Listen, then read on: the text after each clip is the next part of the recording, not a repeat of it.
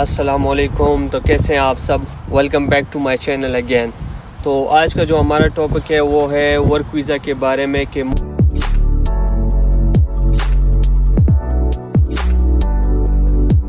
जैसा कि आपको पता है आजकल काफ़ी सारे स्टूडेंट्स पाकिस्तान से आ रहे हैं स्टूडेंट वीज़ा लेके भी, और कुछ लोग जो है वो वर्क वीज़ा लेके भी आ रहे हैं, जो कि वो चाहते हैं कि वो उनको वर्क वीज़ा मिल जाए और वर्क वीज़ा पे फिर आके ना यूके में सीधा कोई ना कोई जॉब डायरेक्ट उनको मिली और वो जॉब स्टार्ट करते। तो पाकिस्तान में आजकल बहुत सारे यूके के वर्क वीज़ाज़ आ रहे हैं, तो आपको एहतियात करना पड़ेगा कि आप उसमें से जो है राइट वन और legal one work visa choose करें, ताकि आपको यहाँ आकर आपको यहाँ पे ऑलमोस्ट परेशानी का सामना ना करना पड़े।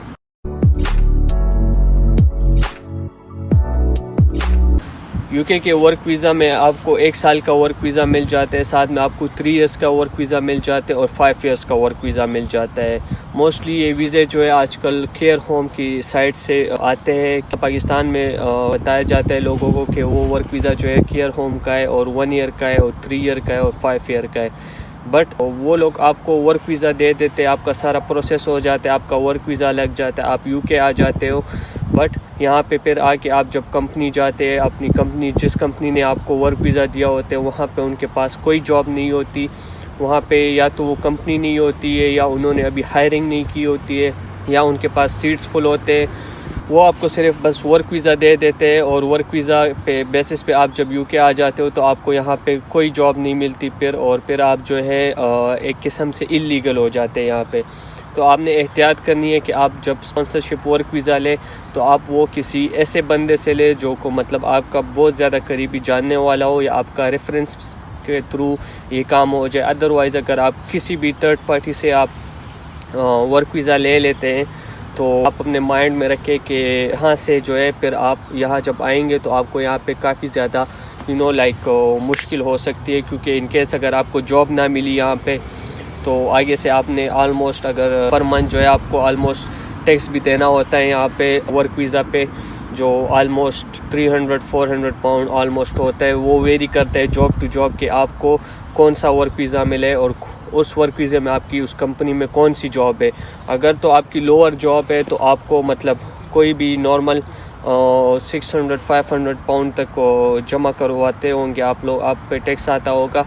और अगर आपका कोई हायर मैनेजमेंट टाइप कोई पोजीशन है तो आपको ज़्यादा टैक्स भी दे सकते हैं, तो फिर आप वो टैक्स भी मंथली पे करेंगे। और अगर यूके गवर्नमेंट को पता लग जाए कि फॉर एग्ज़ाम्पल आपका जो वर्क वीज़ा है वो जिस वर्क वीज़ा पे आप आए हैं कंपनी के पास जॉब नहीं है आपको देने के लिए, तो वो आपको डिपोर्ट भी कर सकते हैं। तो आपके सारा मनी जो आपने दिए वर्क वीज़ा वालों को, आपके सारे पैसे वेस्ट चले जाते, आपको यहाँ से मजबूरन पाकिस्तान ही दोबारा डिपोर्ट होना पड़ेगा।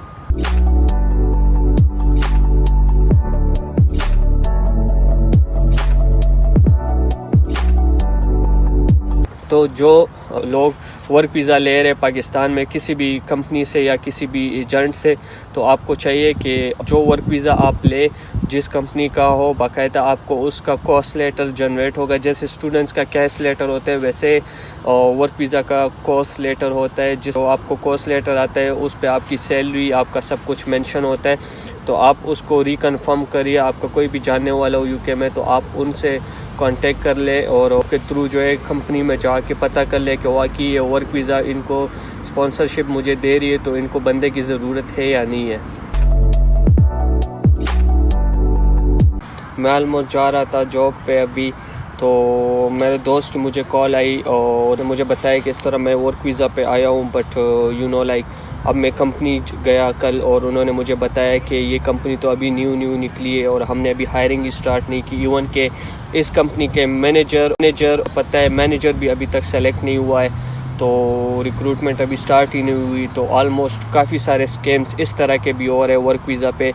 सो आपको अवेयर होना चाहिए इस हवाले से कि वर्क वीज़ा जब भी आप किसी से ले तो आप बाकायदा कंपनी से कांटेक्ट करें और कंपनी का पता करें और इसका भी पता करें कि आपको जो स्पॉन्सरशिप मिल रही है वो स्पॉन्सरशिप आपको मतलब उस वर्क के लिए बंदा चाहिए भी कि नहीं चाहिए, यानी आपको ऐसे ही वर्क वीज़ा लगवा देंगे, आप इधर आ जाएंगे। जैसे ही आप आ जाते हैं अब तो सारे पैसे एजेंट को दे देते हैं, बीच में से कोई जॉब होती नहीं है। तो this is the main thing कि आपको अवेयर होना चाहिए इस स्कैम के बारे में भी कि यूके का ये आजकल जो हमारे पाकिस्तान में स्कैम हो रहा है इस तरह।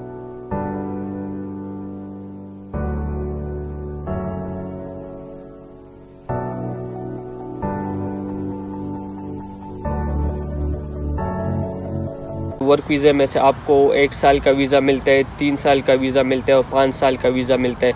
तो आपको कौन सा वीज़ा लेना चाहिए वर्क वीज़ा? तो मैं आपको सजेस्ट करूँगा कि आपके पास ये तीनों ऑप्शंस है और आपके पास इतने पैसे हैं कि आप मतलब कोई भी वीज़ा ले सकते हैं। आप ट्राई कीजिएगा कि 5 इयर्स का वीज़ा आप ले, क्योंकि जैसे ही आप 5 इयर्स का वीज़ा लेते हैं आप इधर आ जाएंगे। ऑलमोस्ट 5 इयर्स तक आपको सेम कंपनी के साथ काम करना पड़ेगा, वो भी full time.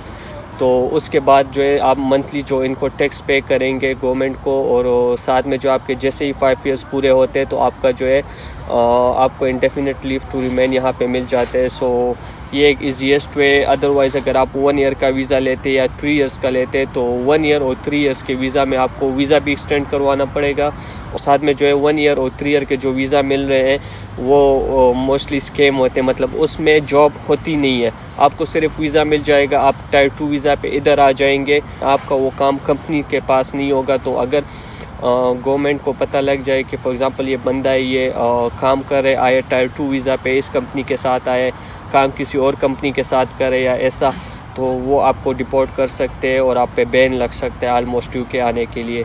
So this is the main thing. So एहतियात कीजिएगा कि आप जब भी वर्क वीज़ा लें तो आप किसी ऐसे बंदे से ले जो कंफर्म हो कि हाँ मैं इस वर्क वीज़ा पे जा रहा हूँ, इस पे आगे मुझे जॉब भी मिलेगी, कंपनी भी सही कंपनी और मुझे सैलरी भी ऑन टाइम मिलेगी, everything will go step by step smoothly.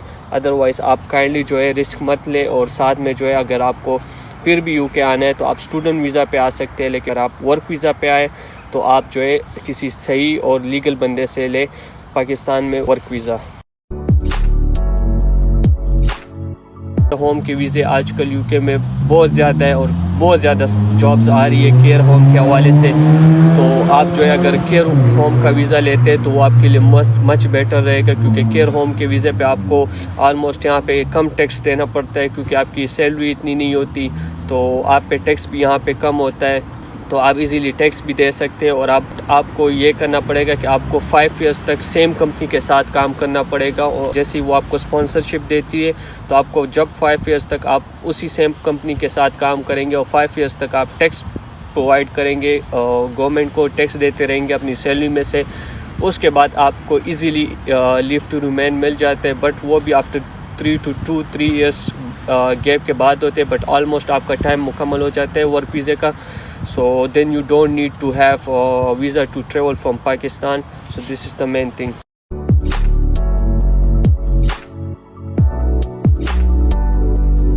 So this was all about today's vlog.